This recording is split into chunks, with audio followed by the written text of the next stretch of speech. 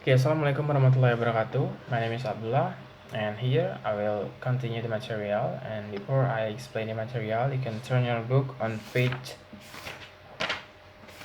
uh, 216, and I'll explain about critical reading. And then, with all the information that is available today, you must be on your guard as you read, and then you need to develop the ability to read critically, and you need to ask questions like these about the text and about the writer. So especially there are some questions that you have to know. So the first question is, where is the material from? Is this valid search or of informations? Second is, who is the writer? Is he or she qualified to write about this topic? And then, can I trust the informations here? And the third, what is the writer purpose in writing this? And number four, what is the writer's point of view about this topic? And how does this information compare to what I already know? And based on what I already know and believe, do I agree? Okay, continue for the next material and about evaluating websites. So it is important to remember that anyone can create a website or put information on the web. And then when you are reading article on the web, you need to be especially critical. And then you have to, and here there are 5 questions for yourself. So the first question is, does the writer identify himself or herself?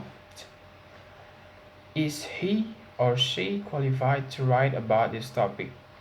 And then, does the website belong to an organization that you have heard of? If not, use search engine, for example Google or others, to look for more information. And what is the different purpose of what of website? Could could there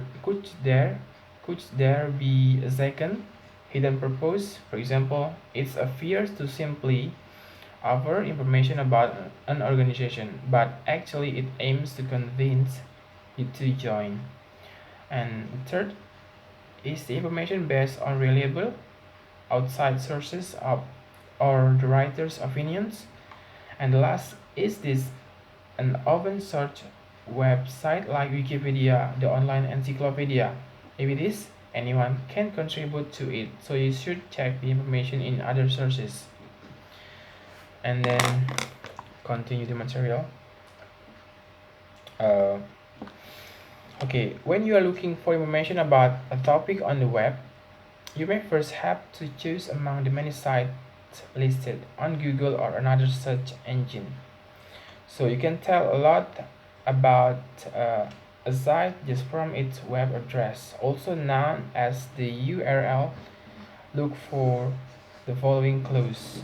So the first is the name or an abbreviations for an organization that you have heard.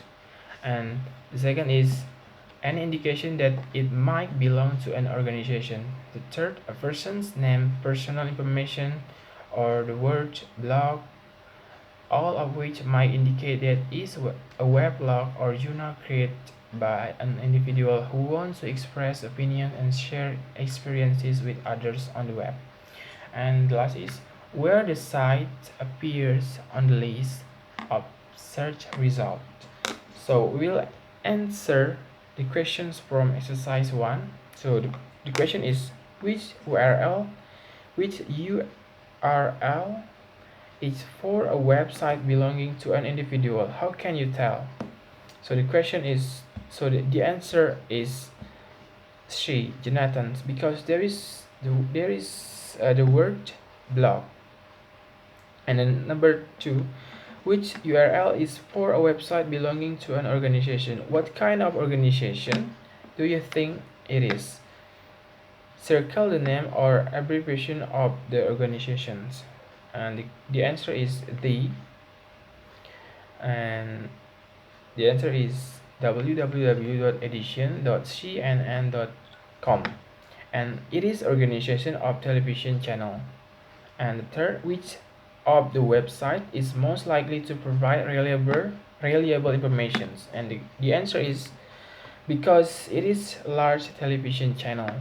And last, which website would you look up if you want to find out what happened to the piano man and why? Of course, the answer is the because it is can be trusted.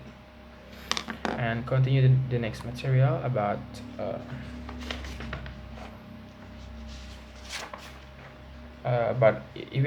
evaluating text. And then besides reading the search of reading material, you need to look closely at the text itself. So the first is purpose. It means that the reason the writer wrote the text, and the second is point of view. It means that the writer's position of a particular subject, and the last is possible bias. It means that how a writer might purposely present ideas or even in ways that paper a particular political or religious belief. And then continue the material about determining the purpose, and especially here there are three main purposes for writing. The first is to inform. It means that the author presents back and explains idea to the reader. And the second is to persuade. It means that the author uses facts and opinions to argue for or against some idea. And the last is to entertain. It means that the author tries to amuse or interest the reader with humor, suspense, and stories. Okay. Okay, here we'll answer the questions from exercise 4. You can turn your book on page 223. So the question is, what is the writer's main purpose? And the answer is to persuade. And the second question is, how can you tell?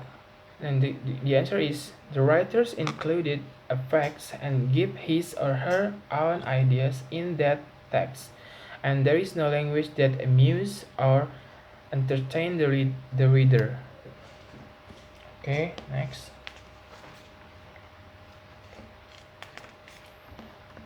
Okay, we'll continue the material about recognizing point of view, and here how to recognize the author perspective.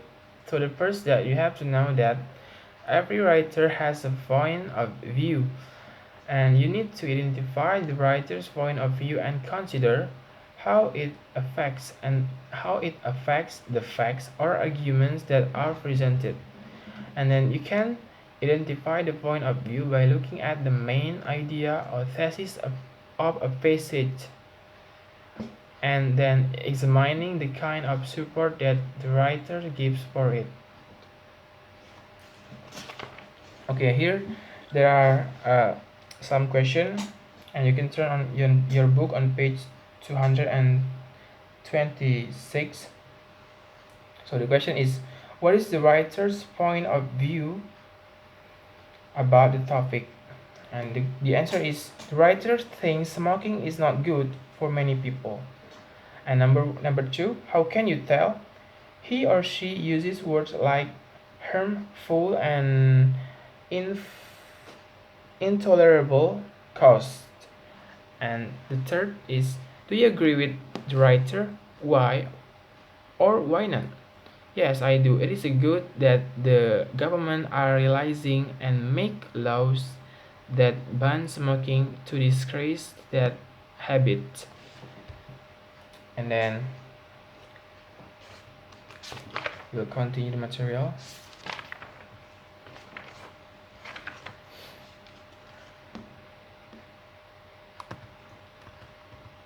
Okay. You can turn your book on page 227 about fast food and obesity. And The question number one: what is the writer's point of view about the topic? The answer is the writer's point of view is McDonald is not the causes wake of our wake but ourselves. And number two, how can you tell? And the answer is he or she writers we call blame restaurant. We should blame ourselves. And number three, do you agree with the writer? Why or why not? Yes, I do, because the people who feel they are gaining weight because of McDonald's, it's their own fault. They can set a good dietary habit and consume fast food too much. And then last material about recognizing bias. Bias is similar to point of view, but taken a step further. A biased writer expresses a one-sided opinion or prejudice about person, group, or idea. He or she chooses words that can influence the reader's feelings about the person's group or idea. And biased writing may include some of these characteristics. So the first is it presents only one side of an argument. Number two, it includes only facts or example that support the writer's opinion. And the third, it uses language intended to influence the reader emotions. And last, it ridicules others' opinions or views. Okay, I think it's enough for my explanation, and if there is a mistake, I'm so sorry. Wassalamualaikum warahmatullahi wabarakatuh.